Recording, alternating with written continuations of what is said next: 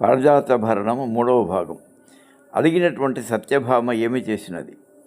మాసిన చీర కట్టుకొని మౌనముతోడ ఎవరితో మాట్లాడకుండా నిరస్తభూషయై అంటే ఆభరణములను అలంకారాలన్నింటినీ తొలగించినటువంటిదై వాసన కట్టుగట్టి తనకు గుడ్డ చుట్టుకున్నదట. నిడువారిక కస్తూరి పట్టు పెట్టి నిడువుగా ఉండే ఒక కస్తూరి నామం పెట్టుకున్నదట. గాసుడి మనసులో చింత పొందుతూ ఆ చీకటింటి కడకంకటిపై కోపగృహము అనే ఆ చీకటి ఇంటిలో ఒక మూలన ఉన్నటువంటి కంకటి మంచముపై పొరలుతూ ఉన్నది. ఎలాగా పొరలుతూ ఉన్నది? జలదాంత చంద్రరేఖా సదృశాంగి అయి, జలదాంత అంటే మేఘము చాటున ఉన్నటువంటి చంద్రరేఖ వంటి శరీరము గలది అయి, మేను గలది అయి, గాఢ మనోజ విషాద వేదనన్, గాఢమైనటువంటి మన్మధుని యొక్క బాధ వలన కలిగిన విషాదముతో పొరలుతూ ఉన్నదట. సత్యభామ తనపై కోపంతో ఏ విధంగా ప్రవర్తిల్లునో అని భయకంపితుడై వేగిరపాటుతో తత్తరపాటుతో రుక్మిణీ మందిరం నుండి బయలుదేరినటువంటి శ్రీకృష్ణుడు సత్యభామ గృహమును చేరి చెరుల వలన సత్యభామ కోప గృహములో ఉన్నదని తెలుసుకొని అక్కడికి వస్తాడు. వచ్చి ఈ లలితాంగి చందము ఒక ఇంచుక చూసేదనంచు, ఈమె నా పట్ల ఏ విధంగా ప్రవర్తిస్తుందో చూద్దామని అనుకుంటూ ఆ ధూత గోపాలుడు అంటే ఆ శ్రీకృష్ణుడు తాళవృంతము ఒక భామిని అక్కడ చెలికెత్తే ఒక ఆమె సత్యభామకు వెనుక వైపు నుంచి వీస్తున్నదట. ఆ తాళవృంతమును తీసుకొని సత్య పిరింది నుండి ఆమె వెనుక వైపున ఉండి మందాలసలీలమై విసరన్, మందాలసలీల చాలా మందమందంగా గాలి తగిలేటట్టుగా వీస్తున్నాడట. ఆదట గైకొని వీచే అలాగా ఆమె నుండి తీసుకొని వీస్తున్నాడట.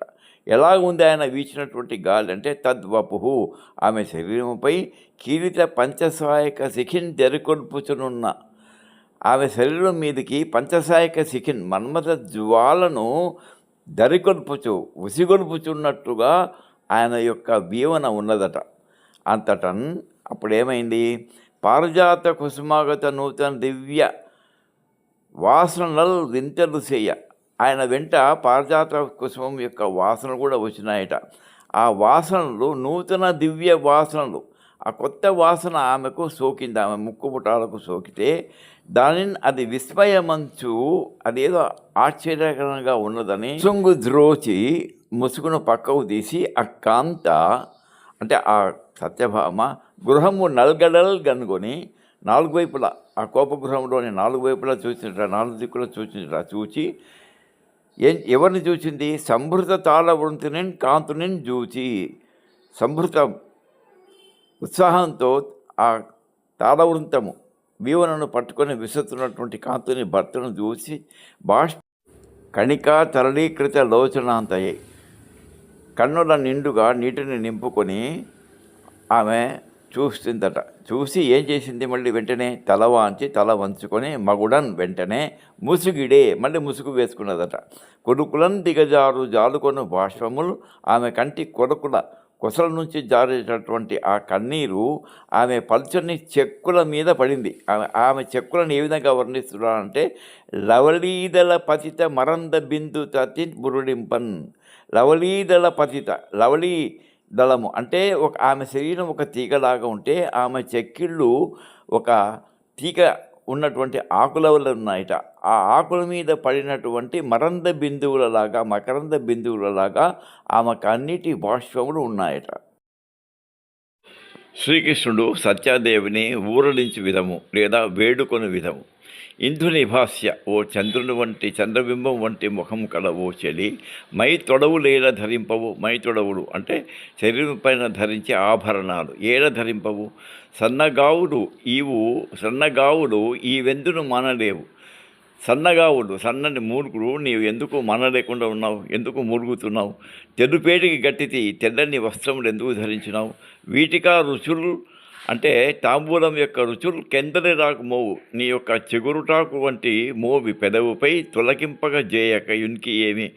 ఆ తాంబూలపు రుచులు నీ పెదవుపై తొలగింపగా చేయడం లేదు, ఎందుకు చేయడం లేదు? ఈ చందము వింత అయ్యేడు. నీ యొక్క ఈ విధము చాలా వింతగా ఉన్నది. నిజముగా నాకు ఎరుగంగా చెప్పుమా. ఇవి నాకు నిజంగా నాకు ఏమిటో తెలియజెప్పుము. నువ్వు ఇలా ఉండడానికి కారణం మనము అరయందలంచి ఒక మార్గము పనితో నా మనస్సు అరయందలంచి ఎలా ఉందో తెలుసుకోవాలని చెప్పని ఈ విధంగా ఒక మార్గమును పనినావా. నవ్వుటాలకు ఈ విధంగా చేస్తున్నావా. నన్ను వెరపించదో నన్ను భయపెట్టుటకు ఈ విధంగా చేస్తున్నావా అకట. అయ్యో, నా ఎడ నిక్కపు దప్పు కలిగాను, లేదా నా పట్ల నిజంగా నేను తప్పు చేశానా. ఓ వనజదళాయతాక్షి, ఓ పద్మము వంటి కన్నులు కలదానా. పగవాడనే నేను నీకు పగవాడనా. నన్ను ఇటు లేల చూడవు. నన్ను ఎందుకు ఇలా చూడకుండా ఉన్నావు. ఒక్క నిమిషమైన నీవు దయగనుకొనకుండిన నిలువనేట్టునే. నీవు ఒక్క నిమిషం కూడా నా పట్ల దయగా చూడకపోతే నేను నిలవగలుగుతున్నా. శ్రీకృష్ణుడు ఆమెను ప్రసన్నము చేసుకొనుటక ఇంకా ఇలా అంటున్నాడు. మనముల మాటలను క్రియలను, నా మనస్సు వలన మాటల వలన నా చేతుల వలన ఎట్టి కామునులకు ఇతర స్త్రీలకు అంటే నీ యొక్క చపత్తులకు మన్ననలు ఈను ఒకనాడు. ఒకరోజు కూడా నేను వాళ్ళకి మన్ననలు గౌరవములు ఇవ్వను. ఒకవేళ ఇచ్చినట్లయితే ఆ గౌరవము మెరమెచ్చులకై పసరింతులు కానీ ఏదో మెరమెచ్చులకు మొహమాటానికి వాళ్ళని గౌరవించినట్టుగా నటిస్తాను. పాయని అనురక్తి నీ ఎడల అగ్గలమై కనపట్టు. నాకు విడదీయనటువంటి అనురక్తి ప్రేమ నీ ఎడలనే నీ పట్టునే అగ్గలమై తీవ్రంగా ఉన్నట్టుగా నాకు తోస్తున్నది. నీ పనిచిన పంపు సేయుటయ, నీవు ఆజ్ఞాపించినట్టుగా నీవు చెప్పినటువంటి పని సేయుటయే నాకు ప్రాభవము, నాకు గౌరవము అన్నది అవుట. అది నీ వెరుంగవే, ఆ సంగతి నీకు తెలియదా. పడతి ఓ సత్య, నీ మధురాధరామృతము నీ యొక్క పెదవి తేనెను ఆస్వాదించకుండా, నీ బహాపరిరంభమున్ పడయన్, నీ యొక్క చేతులతో నన్ను కౌగలించుకోకపోతే, ఆ కౌగలించలేకపోతే, కౌగలించవల నేను ధన్యుడను కాకయుండినన్ నేను ఎలా ఉండగలను. కాబట్టి నన్ను పాటించి నన్ను దయతో చూచి ఒక్కింత కొంచెం నీ నిడువాడు గడగంట చూడుము. నీ వాడు కంటితో కడకంటితో నన్ను చూడుము. ఇల్లుపోపమిన్, ఇంకా నిలవలేక పై చెరంగు ఒడియన్, ఆమె కప్పుకున్నటువంటి ఆ చెరుగును తీయడా అని అనుకున్నాడట. అందులోనే మళ్ళీ అనుమానం వచ్చింది. చేవిరిదమ్ము వేయుటనకే యుక్కించి, ఆమె చేతిలో ఉన్నటువంటి ఆ చేవిరిదమ్మి కలువ పువ్వును తనతో ఆ పువ్వుతో తను కొడుతుందేమో అని యుంకించి కొంచెం జంకి ఉన్నాడట. పాటల గంధి చిత్తమున బాటిలు కోపభరంబు దీర్పద. ఆ పాటల గంధి అంటే పూల సువాసనను వెదజల్లు శరీరము గల ఆ సత్యభామ యొక్క చిత్తమున మనస్సులో పాటలు ఉన్నటువంటి కోపభరమును, ఆ కోపభారాన్ని తీర్చడం గాను ఎప్పాటను పాటుగా ఆమె ఎట్లా చేసినా ఎంత మాటలు చెప్పినా ఆమె ఒప్పుకోవడం లేదు, అది వీలు కావడం లేదు. అందువలన మృదు పల్లవ కోమల పదద్వయీ పాటల కాంతి, మృదు పల్లవ కోమల పదద్వయీ పాటల కాంతి. ఆమె యొక్క మృదువైన చిగురుటాకులాగా కోమలంగా ఉన్నటువంటి ఆమె యొక్క రెండు పాదముల యొక్క పాటల కాంతి, పూల కాంతి తన యొక్క మౌళిమణి పంక్తికి, తన కిరీటములో ఉన్నటువంటి మనుల వరుసకు వన్నె పెట్టినట్లుగా ఆ జగన్నాటక సూత్రధారి ప్రపంచాన్నే ఒక నాటకంగా ఆడించేటటువంటి ఆయన. ఇది ఒక నాటకం ఆయనకు. ఒక సూత్రధారి యదునందనుడు, ఆ సూత్రధారి అయినటువంటి జగన్నాటక సూత్రధారి అయిన ఆ యదునందుడు అర్మిలి మొక్కినాడట. మొక్కితే ఏమైంది? జలజాతాసన వాసవాది సురపూజా భాజనంబై తనర్చు లతాంతాయుధు కన్న తండ్రి శిరము అచ్చో వామపాదమునన్ తొలగని చేసే లతాంగి. ఎట్లా యగు నాథుడు నేరముల్సేయ పేరలుకని చెందిన ఎట్టి కాంత రుచిత వ్యాపారములు నేర్చురే. జలజాత ఆసన, పద్మము ఆసనంగా గల బ్రహ్మ, వాసవ ఇంద్రుడు ఆది మొదలైనటువంటి సురుల చేత పూజలందుకొని భాజనంపై ఒప్పారున్నటువంటి లతాంతాయుధు కన్న తండ్రి ఎవరైనా విష్ణువు శ్రీ మహావిష్ణువు శ్రీకృష్ణుడు అంటే లతాంతాయుధు కన్న తండ్రి. లతాంతాయుధుడు అంటే మన్మధుని యొక్క కన్న తండ్రి. అంత అందగాడైనటువంటి ఆ మన్మధునికి కన్న తండ్రి ఆయన ఎంత అందగాడో అతని శిరమును అచ్చో అలాగా వామపాదమున ఎడమ కాలితో తొలగంత్రోసిత ఇట్లా ఎగు నాథుడు నేరములు చేయ. నాథుడు భర్తలు నేరము చేస్తే ఇట్లే అవుతుంది. పేరడకం చెందిన కాంతలు ఉచిత వ్యాపారములు నేర్చురే. పెద్దగా కోపగించినటువంటి కాంతలు ఉచిత వ్యాపారములు, ఇది ఉచితము ఇది అనుచితము అనే పనులు వాళ్ళకి తెలియదు అని అర్థం. సత్యభామ నిజంగా అతని శిరమును తన్నలేదు, కాలని అట్లా విదిలిచింది, తొలగంత్రోచింది అంతే. కానీ దానిని కొంటె గోపాలుడు కుహనా గోపాలుడు ఈ విధంగా చెప్తున్నాడు. కోపన పదహతిన్, కోపము చేత తన తలకు పదహతి ఆ పాదం యొక్క దెబ్బ అది చూసుకొని నెయ్యి గగుర్పడవగా అతని శరీరం అంతా పులకించటం వల్ల ఏమైంది? ఉద్దీపత మన్మధరాజ్య ప్రాపితుడై పలికే. మన్మథ రాజ్యమునకు ప్రాప్తుడైనాడట. అంటే అతనిలో మన్మథ తాపము పెరిగిందట.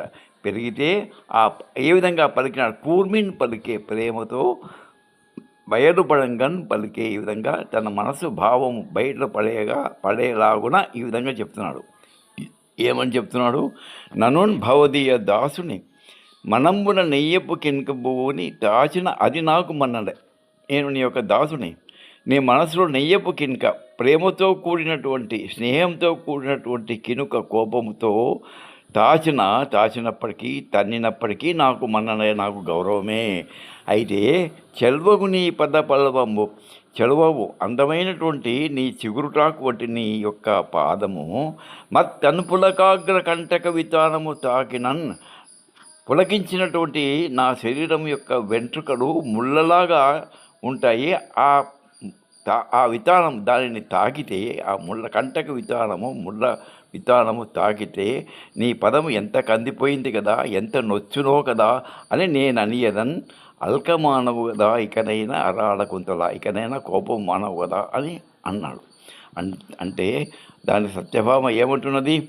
ఈ నయగారపు ప్రియములు నయగారపు మాటలు, ఈ పసలు, ఈ మొగమిచ్చే మాటలు ఎలా?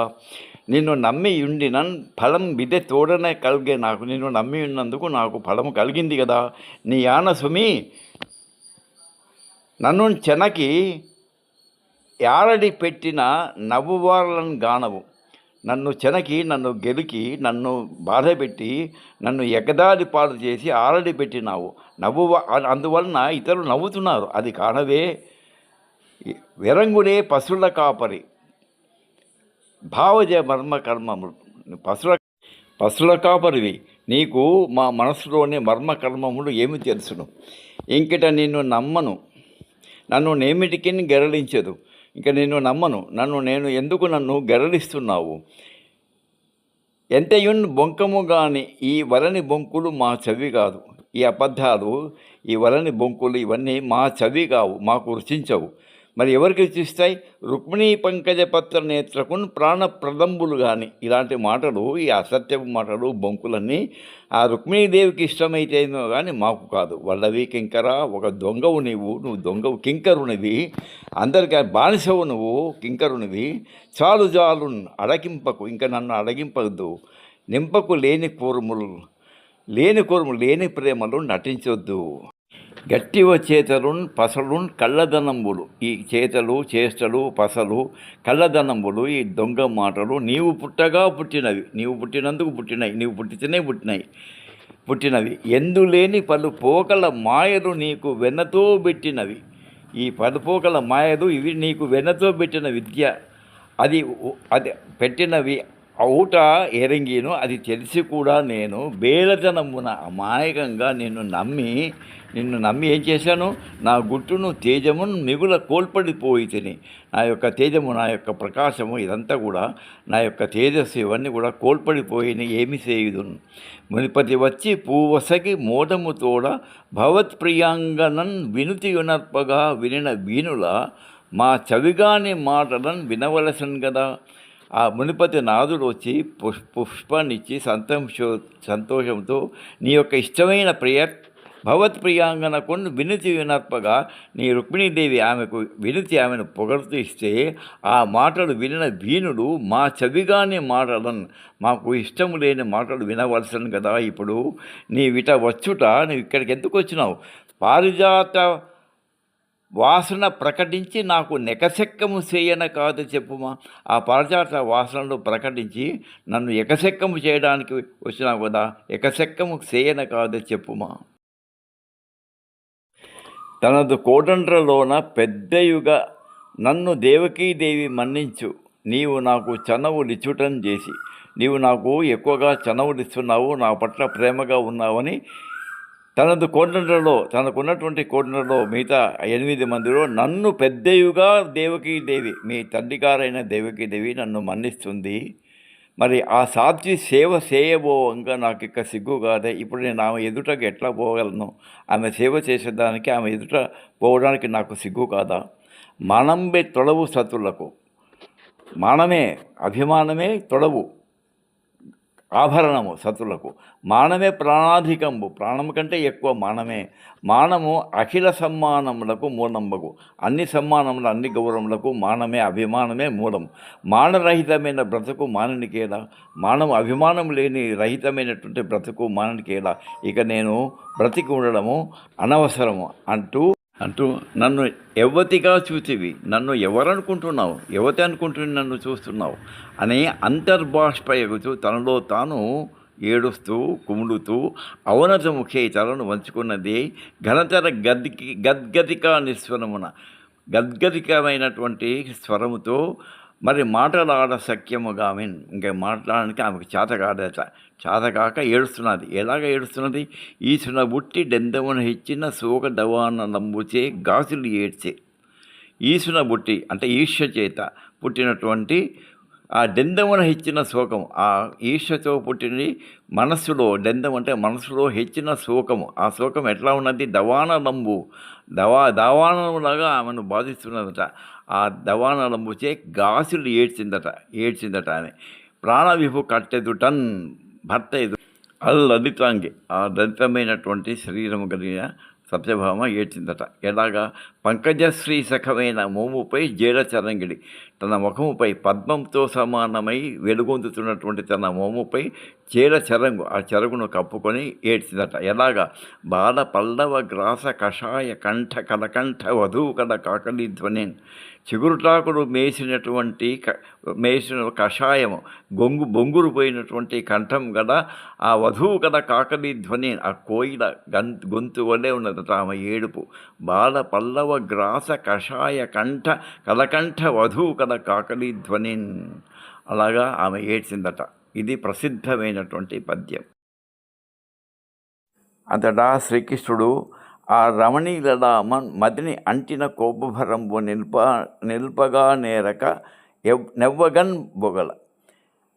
ఆమె సత్యభామాదేవి తన మదిలో ఉన్నటువంటి కోపభారాన్ని నిలుపుకోలేక చాలా వగతో బొగుల విలపిస్తూ ఉంటే, ఎక్కిళ్ళుతో ఏడుస్తూ ఉంటే, ఆ నీరద నాముడు నిండు కవిటను చేర్చి తన కవిట్లో తీసుకొని బుజ్జగించి నునుచెక్కుల జారుకునంగా జారు కన్నీరు, ఆమె చెంపల మీదుగా జారుతున్నటువంటి కన్నీరు కలంబునను తుడిచి నెయ్యము తీయమును దోప ఇట్లను స్నేహంతో ఈ విధంగా అంటున్నాట. ఓ లలితేంద్ర నీల శకలోపము కైసిక, లలితేంద్ర నీల ముక్కలతో పోల్చదగినట్టుగా నల్లని కుర్రులు గల ఓ సత్యాదేవి, ఇంతవంత నీకేల లతాంత మాత్రమున కేగలుగ. ఒక పువ్వు, లతాంతం అంటే పువ్వు ఇచ్చినంత మాత్రమున ఇంత దిగులు నీకెంత, ఇంత బాధ నీకెందుకు? విను, నీకు దేవతా కేలివనంబు సొచ్చి, అంటే అమరావతిలో ఉన్నటువంటి ఆ దేవతా పారిజాతము నా తోటలోనికి సొచ్చి, నందనవనములోనికి సొచ్చి అణికిన్ బలసూదనుడు ఎత్తి వచ్చినన్, యుద్ధానికి బలసూదనుడు ఇంద్రుడే ఎత్తి వచ్చినా సరే డీలు పటంగన్ దోలి డీలుపడగా తోలి అతన్ని ఓడించి తరిమి వేసి ఇట నిచ్చెద పారిజాతము, ఇక్కడ తెచ్చి నీకు ఇస్తాను పారిజాతము. వామలోచన, నీ కేలివనములోన, నీ యొక్క పూతోడలో చలువ వెదజల్లు చెంగల్వ కొలని కెలన చలువ వెదజల్లు చెంగల్వ కలువ కొలని కలువలతో వికసించిన కలువలు గల కొలని కెలన పక్కన సరస కర్పూర కదలికా తరు నడుమ కర్పూర అరటి చెట్ల మధ్య పెరటి చెట్టుగా నాటింతు పెంపుగనుమ పెరటి చెట్టుగా ఆ పరజాన్ని తెచ్చి నాటిస్తాను పెంపుగనుము అని పలుకు అంబుదశ్యాముని గర్జిత మధుర వాక్యముల సత్యమానిని ఆమె అంబుదశ్యాముడు నీలమేఘశ్యాముని యొక్క గర్జిత మధుర వాక్యములను ఆ సత్యాదేవి విని నీవలితిక బోలెన్ కనుబట్టే సఖి మయూరికలు సెలయేగన్ ఆమె ఆ నెమళ్ళు అవన్నీ సెలయేగగా ఆమె చాలా